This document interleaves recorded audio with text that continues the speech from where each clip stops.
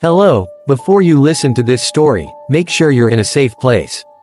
Turn off the lights, and brace yourself, because this story is based on true events, never told again, until tonight. This story took place about 5 years ago, in a remote village on the edge of Borneo called Kalangit.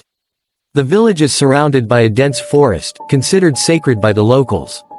They call it the Dead Forest. Legend says, anyone who dares to camp there will never return the same. Our story begins with 4 college students who loved outdoor adventures: Dito, Sarah, Rio, and Leela. During semester break, they wanted a challenging camping experience, somewhere off the grid. After doing some online research and talking to locals, they found Kalangit Forest.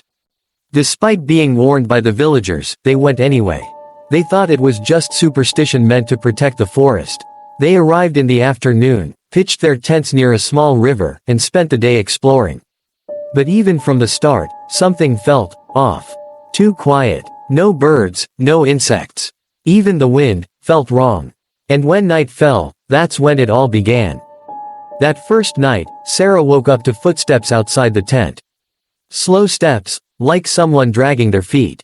She thought it was Rio heading out to relieve himself. But when she called his name, there was no answer. When she checked, Rio and Dito were both sound asleep. Strangely, there were tracks around the tent, like handprints. Not footprints, handprints. The next morning, things got weirder. Their tents were soaked, though there'd been no rain. The river turned a murky red, like blood. Their GPS failed, and their compass spun endlessly. Rio began to panic. He wanted to leave, but Dito refused. We haven't seen anything real yet. It's all in our heads, he insisted. But that second night was far worse. Around 2 a.m., Leela disappeared. They found her standing deep in the woods, her eyes blank, muttering over and over. Bu Murni, forgive me. No one knew who that was.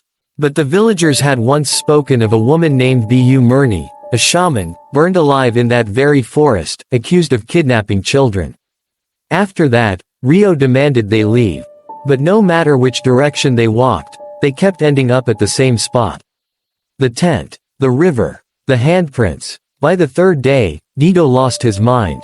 He started carving strange symbols into the trees and talking to himself. Sarah heard the laughter of children echoing in the woods, though no one was there. Leela just sat, hugging her knees, paralyzed by fear. That night was their last. Sarah was the only one found, 3 days later, by the villagers. She walked out alone, pale, clothes torn, body covered in mud. And she kept repeating the same sentence. We didn't set up that tent, it was already there when we arrived. Police searched for Rio, Dito, and Leela, but they were never found.